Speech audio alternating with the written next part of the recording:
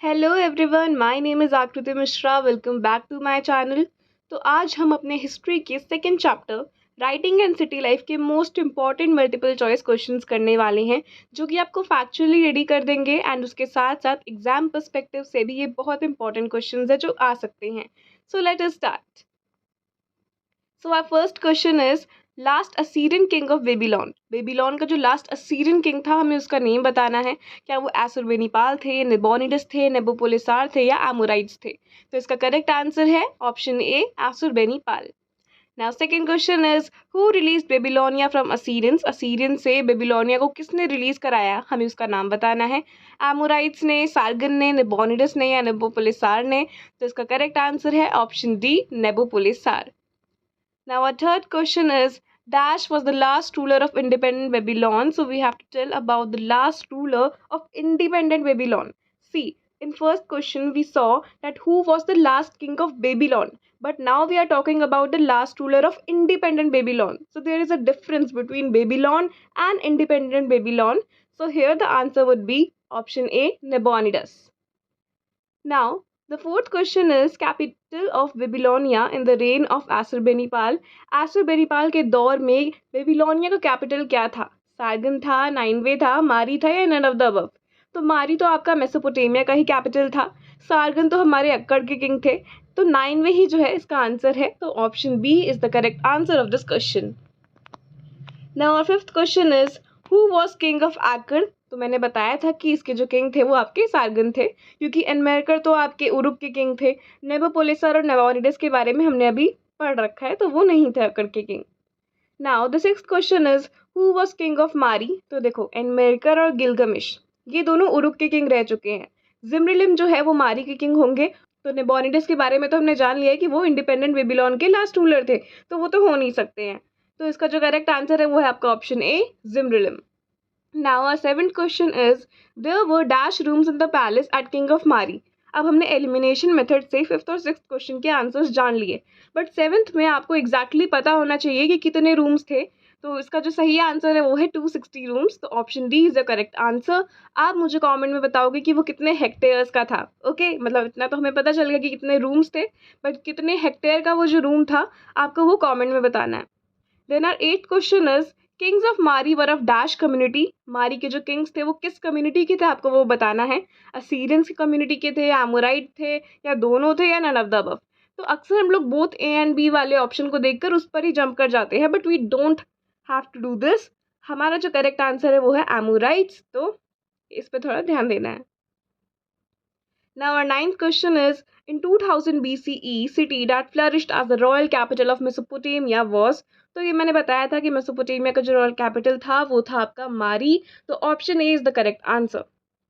The Achaemenids of Iran conquered Babylon in. तो हमें बताना है कि उन्होंने कब, किस टाइम पर ईरान को कॉन्कर करा था, उस पर कब्जा करा था। तो वो 650 BC था, 539 BC था, 500 BC था या 570 BC था? तो इसका जो करेक्ट आंसर है वो है ऑप्शन बी, 539 BCE। आप इसको नोटबुक में लिखकर प्रैक्टिस कर सकते हैं। Now, our 11th question is weapons of Mesopotamia were built of iron, gold, silver और bronze। तो मैंने आपको एक कार्वर की स्टोरी भी बताई थी लेक्चर में कि कैसे कार्वर को ब्रॉन्ज चाहिए था टूल्स बनाने के लिए। तो उससे आपको इतना आइडिया हो जाना चाहिए कि मेसोपोटामिया में जो टूल्स थे, जो वेपन्स थे, वो आपके ब्रॉन्ज से बनते थे, राइट? तो इसलिए ना तो आयरन होगा, ना गोल्ड होगा, ना सिल्वर होगा। इसका करेक्ट आंसर है bronze. Option D is the correct answer of this question. Now our 12th question is genus is the branch of. तो हमें बताना है कि जीनस इनमें से किसकी ब्रांच है? प्राइमेट्स की, होमिनॉइड्स की, होमिनिड्स की या किसी की भी नहीं? तो नन ऑफ द अबव तो नहीं होगा, इन तीनों में से कोई ऑप्शन है और वो है option C, hominids. Now our 13th question is the term pathological idiot is for which of the following. इनमें से किसके लिए हम लोग पैथोलॉजिकल इडियट को रेफर करते हैं? नेबोनिडस के लिए, नियांडरथल के लिए, नेबोपोलिसार के लिए या एनमेरकर के लिए? तो इसका करेक्ट आंसर है option B, Neanderthal. 14th question is Mesopotamian city that was excavated in 1930। तो 1930 में जिस मेसोपोटामियन सिटी में एक्सकवेशन हुई थी, आपको सिटी का नेम बताना है। क्या वो उरुक था, क्या वो मारी था, या दोनों थे, या और था? तो उरुक और मारी में तो हमने शायद देखा था कि 1930 में नहीं था, it was in 1840s I guess, right? तो इसका जो करेक्ट आंसर है वो है आपका option B. Okay, so here is a 15 question.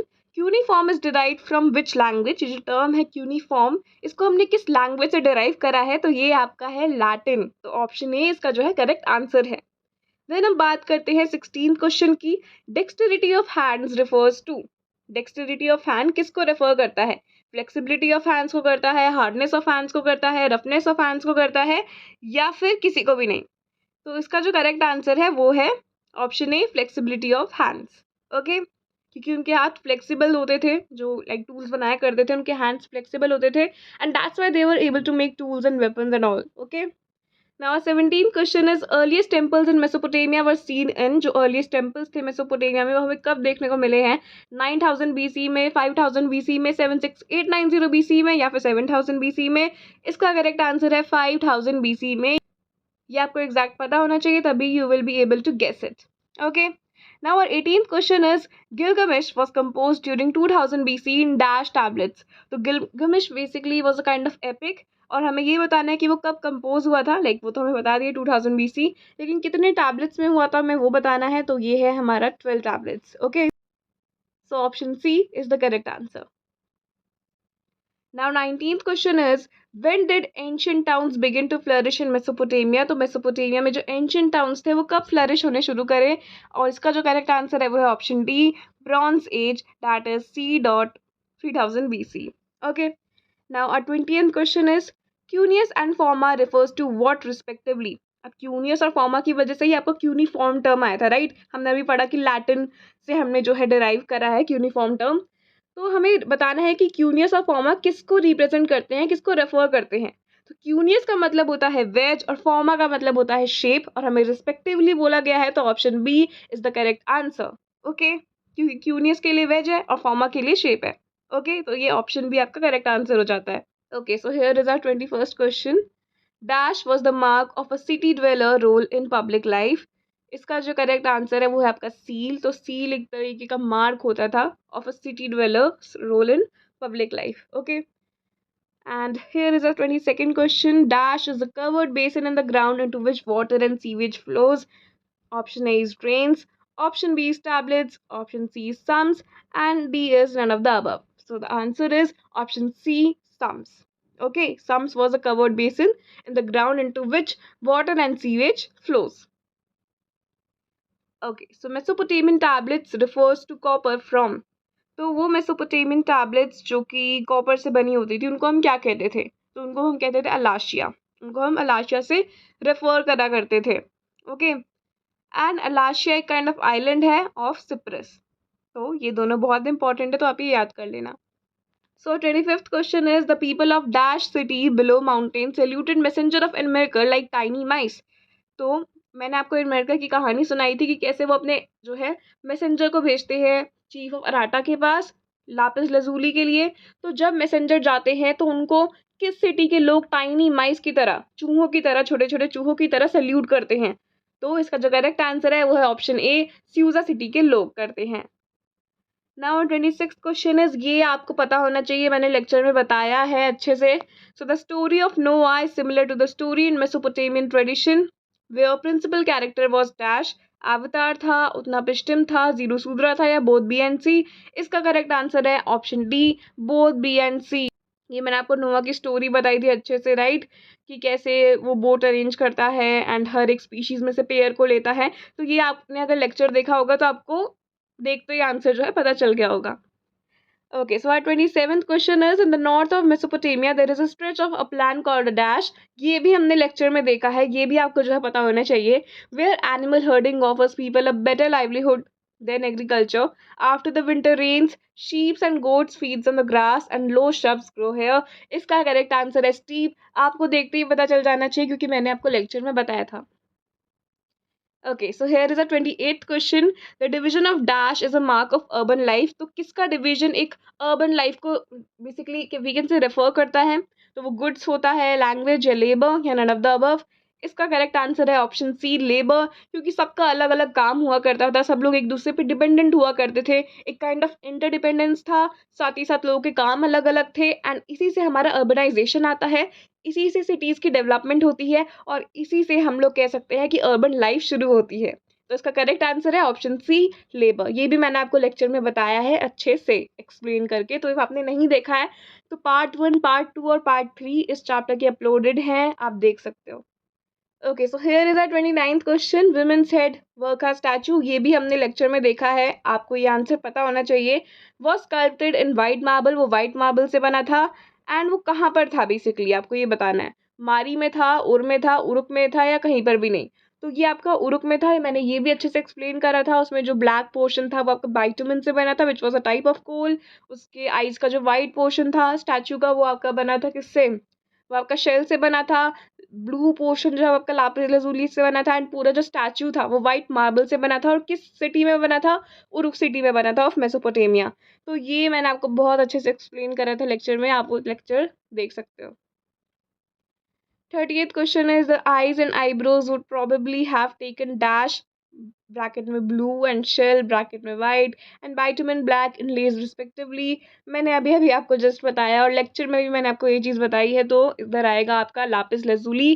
Option D is the correct answer of this question. So here is the 31st question. Dash river in Mesopotamia was important for world route. हमें पता है कि Mesopotamia में दो reverse होती है, Euphrates होती है और टिग्रीज होती हैं। एंड इसीलिए मेसोपोटामिया का नाम मेसोपोटामिया है, क्योंकि मेसोस का मतलब होता है मिडल और पोटामोस का मतलब होता है रिवर्स। दो रिवर्स के बीच में आपकी ये जो है एरिया लाई करता है, and that is why we call it as Mesopotamia. But अगर हम बात करें कि कौन सी रिवर वर्ल्ड रूट के लिए बहुत ज़्यादा इंपॉर्टेंट हुआ करती थी, तो उसमें आपका टिग्रीज नहीं आएगा। गंगा तो आपकी इंडियन रिवर है। इसमें आपका जो सही ऑप्शन है वो है आपका option D, Euphrates. Okay, Euphrates आपकी रिवर थी जो कि मेसोपोटामिया में बहुत इंपॉर्टेंट थी वर्ल्ड रूट के लिए। Okay, so 32nd question is first Mesopotamian tablets were written around. जो पहली मेसोपोटामियन टैबलेट्स थी वो आपकी कब लिखी गई थी, किस साल में लिखी गई थी, आपको वो बताना है। ये भी मैंने लेक्चर में एक्सप्लेन करा है, ये भी लेक्चर में जो है नोट्स में आपको दिख जाएगा। तो वो 5600 BC में था, 4000 BC में था, 3200 BC में था। तो इसका जो करेक्ट आंसर है वो आपका option C, 3200 BCE। So our 33rd question is, why leaders encouraged the settlements of villages close to themselves? Option A for food, option B for water, option C to be able to get army, और option D to be able to make boat। तो इसका जो correct answer है वो आपका option C, to be able to get army. जो leaders हुआ करते थे वो इसलिए चाहते थे कि जो विलेजर्स है वो उनके आसपास में सेटलमेंट रखे, ताकि मुश्किल के वक्त में क्या हो कि जो विलेजर्स हों वो सामने आए और खुद एक आर्मी की तरह काम करे और अपने लीडर के लिए लड़े, है ना, ताकि वो लोग विलेजेस में से ही लोगों को आर्मी में रिक्रूट कर ले।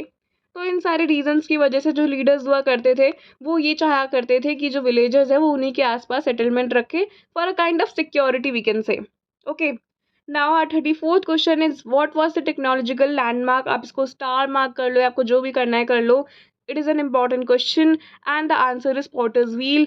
Potter's wheel was the technological landmark there. Now our 35th question is, what was ziggurat। तो ziggurat किसके लिए यूज करा जाता है, a form of tablet, read के लिए, स्टेप टावर के लिए, और नन ऑफ द अबव। तो इसका जो करेक्ट आंसर है वो आपका ऑप्शन सी, स्टेप टावर। तो ziggurat is basically a term for step tower. Okay, so 36th question is, it is very very important, तो आपको ये भी याद रखना है। गॉड ऑफ उर होते थे आपके moon, God of love and war होती थी आपकी नन्ना, एंड गॉड ऑफ स्टीप होते थे आपके ड्रैगन। तो ये बहुत इंपॉर्टेंट क्वेश्चन है, आप स्टार मार्क कर लेना इसमें भी, क्योंकि ये आ सकता है 1 मार्कर्स में। Thank you. एंड इसी के साथ हमारे मोस्ट इंपॉर्टेंट MCQ क्वेश्चंस खत्म होते हैं। एंड इसी के साथ हमारा जो चैप्टर 2 है राइटिंग एंड सिटी लाइफ वो पूरी तरीके से कंप्लीट होता है। मैंने वो क्वेश्चंस इंक्लूड करे हैं जिनकी बहुत ज़्यादा प्रोबेबिलिटी है कि वो आपके एग्जाम्स में आ सके, एंड ये आपको फैक्चुअली रेडी करने के लिए भी बहुत बहुत बहुत इंपॉर्टेंट है।